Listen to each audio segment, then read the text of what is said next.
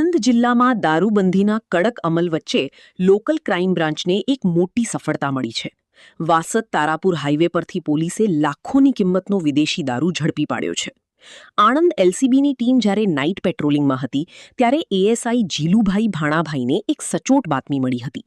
બાતમી હતી કે સત્યમ પાવભાજી હોટલ પાસે પાર્ક કરેલા એક શંકાસ્પદ કન્ટેનરમાં દારૂનો મોટો જથ્થો છુપાવ્યો છે. પોલીસે તાત્કાલિક દરોડો પાડી કન્ટેનરની તપાસ કરી તો અંદરથી ભારતીય બનાવટના વિદેશી દારૂની કુલ 27,064 બોટલો મળી, જેની કિંમત 27 લાખથી પણ વધુ થાય છે. દારૂ, કન્ટેનર અને મોબાઈલ મળીને કુલ 41,28,000નો મુદ્દામાલ પોલીસે જપ્ત કર્યો છે. આ કેસમાં પોલીસે હરિયાણાના સાબિર અલી નામના શખ્સની ધરપકડ કરી છે, જ્યારે અન્ય એક આરોપી સાહિદને વોન્ટેડ જાહેર કરાયો છે.